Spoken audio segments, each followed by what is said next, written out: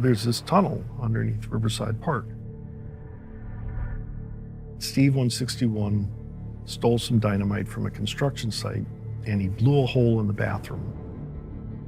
We went down there, slid down this embankment, then we had to jump about 5 feet from there, and there we were in the tunnel.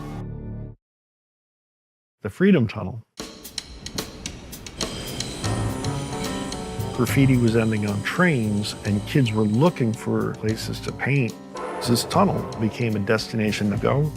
Rough estimates are that 5,000 people live in the tunnels below New York City. Some of the other homeless people that had moved in, I was trying to capture them, the way that they lived. My name is Pape, better known as Freedom, which was my graffiti name. I was there, the Freedom Tunnel. I grew up in New York City. In New York, in '64, my memories of it are sort of in black and white. The city was dying, factories left, construction sites were closed down. All of these abandoned lots. It gave birth not only to skate culture, but to graffiti as well.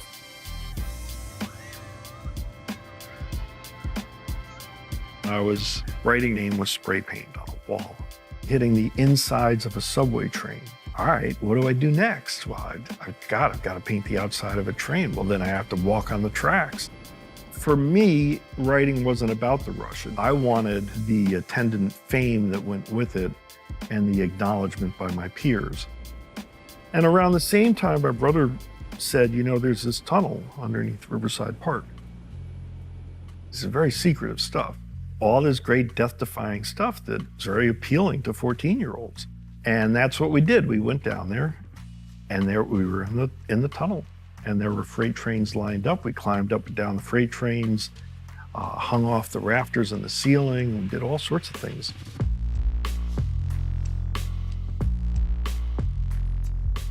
So I like painting graffiti on the trains, but I could never be what some of those guys like Zephyr or Fudandi or Futura, people like that, they were willing to fail in a public level.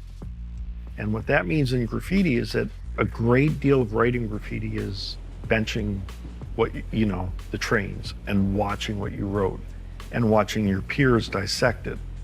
So you'd have to sit there with them as they said, you know, oh, nice job, that really sucks. And I didn't have the heart for that. That's part of what, you know, drove me into the tunnel. The 33-year-old artist's works appear under 5 city blocks. The concept was just to make the two torsos work together. Why did you choose this space for this? I had always wanted to paint something here. So I did a large Freedom to Write piece with James Dean underneath. I painted my Mona Lisa. That was the very beginning of the tunnel stuff.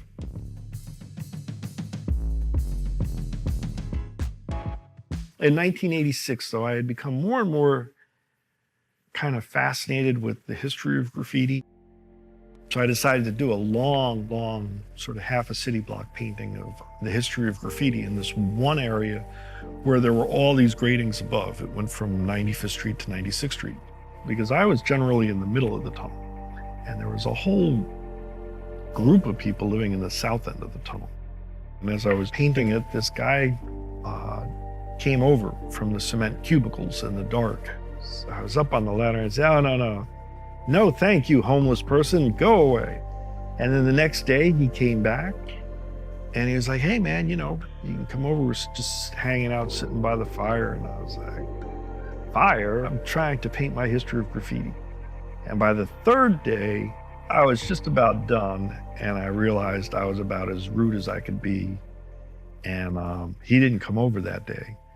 So I went over to him, had a cup of tea in this charred metal cup that I was sure I was going to get tuberculosis from. It was very good. His name was Bernard, and he gave me a little background about himself. Bernard had been a model. He had gone to college. He was a very bright guy. Some of the other homeless people that had moved in that year, and Bernard would always make tea, cups of tea for everybody, and they'd cook omelets and things like that. I continued to check in with Bernard and Bob and the people who lived there each time I went down to paint. And I would have 2 sketch pads trying to capture them the way that they lived. Rough estimates are that 5,000 people live in the tunnels below New York City. They do not, however, consider themselves homeless. After the book The Mole People came out, a horde of journalists descended on the tunnel. But one of the most intriguing ones was when Jerry Springer came down there. And he was incredibly professional and maybe got more information, I thought, out of Bernard in his interview than anybody else. Did this ever be made into a place for people to live? The late 80s, they were having many problems in the city in the shelters, a lot of murders and crime. And I said to myself, why don't the city let me, sell me this tunnel, let me renovate this tunnel, and I could house 200 people right here. And in '89, Amtrak purchased it. By 1995, they did seal the tunnel off. A number of the people actually dug with their hands to get underneath the wall to get back into the tunnel, which is kind of horrible when you think about it. With Bernard, he was a good friend, and he will definitely be missed. Passed away about 5 years ago. Over the years, from 1980 to 1995, I painted a little over 40 paintings. It was a really good time in my life. And the graffiti legends, some failed, some succeeded. I wound up somewhere in the middle by doing illustration. But it was one of those things of, is this stuff only going to work in the tunnel? Or am I ever going to be able to solve that? But the idea that you're making either historical work or work that would become part of the, fine art canon, and that would be the paintings in the tunnel themselves. Anything that I do off of that is merely a representation of what has happened down there.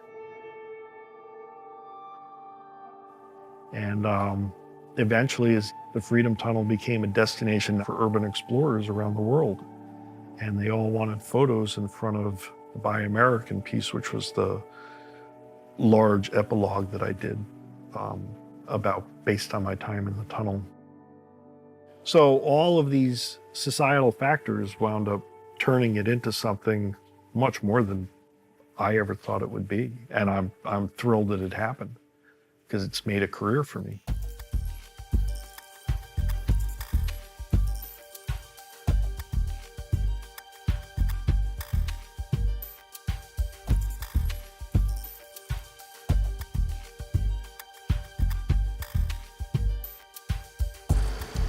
Do you think your kids realize how cool you are? My kids are so bored with my life. It's unbelievable. I have an 11-year-old and a 9-year-old. And yeah, they don't care.